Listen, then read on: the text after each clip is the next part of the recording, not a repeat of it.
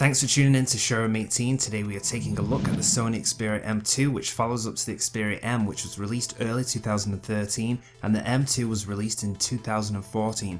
The M2 is a mid-range touchscreen smartphone which was released with Android 4.3 and since then has been updated with Android 4.4. The phone we have based this review on is running Android 4.4.4.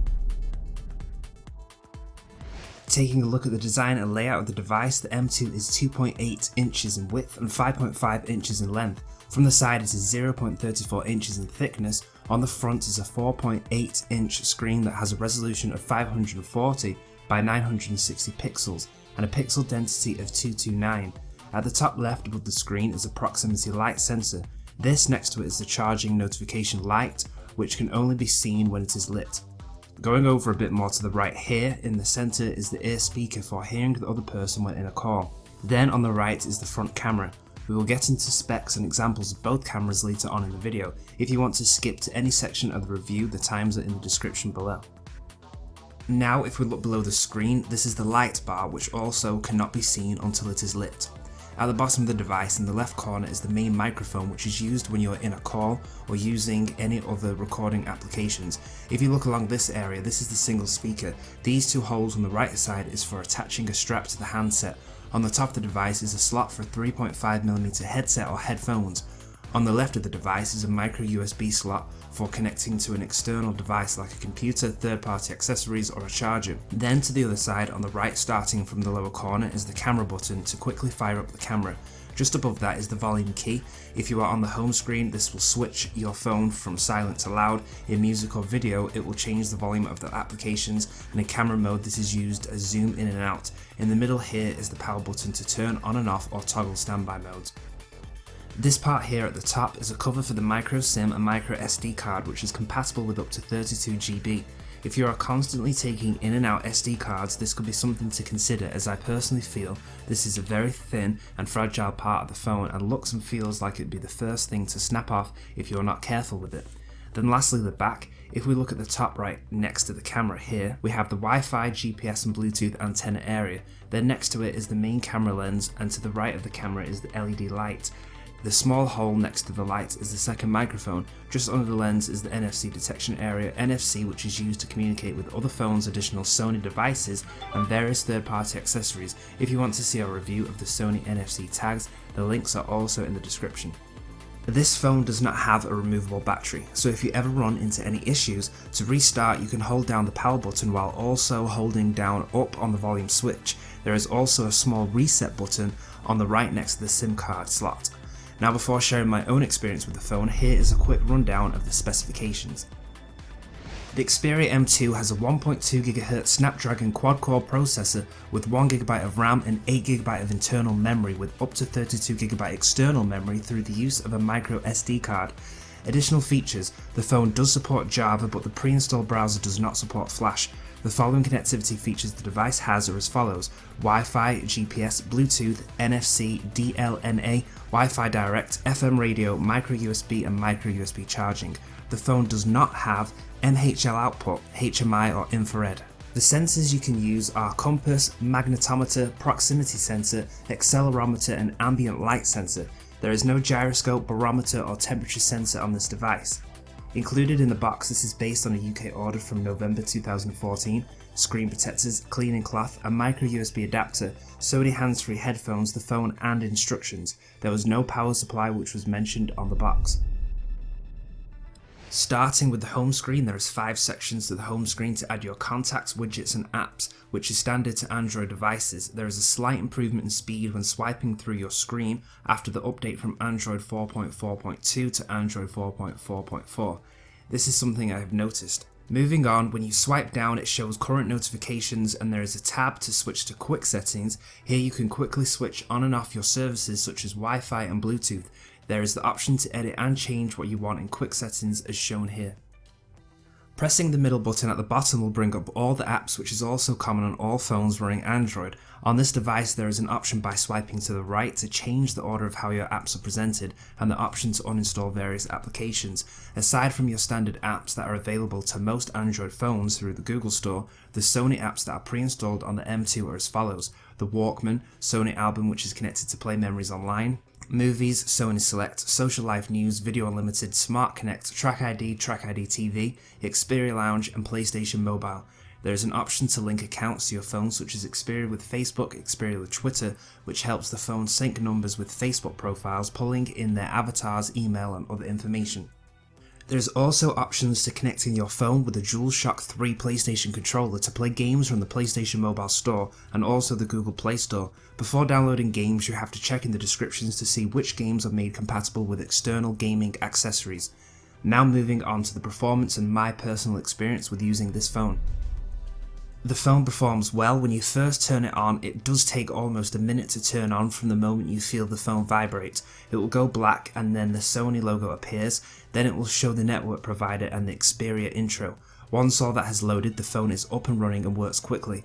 Games also work well. I have not tested a lot of games on this device, but I played more of the medium to higher demanding games that don't always work on other devices like Sonic Transformed, SimCity and a few others which work well and don't have issues loading or running smoothly. The video and music also start up straight away, but because of the resolution of the screen, you have to angle it directly at your face to see it more clearly, which is not the best screen for watching videos with another person sat next to you. The quality of the speaker is good. There is a slight tinny sound to it, but with it being a single speaker it still sounds good.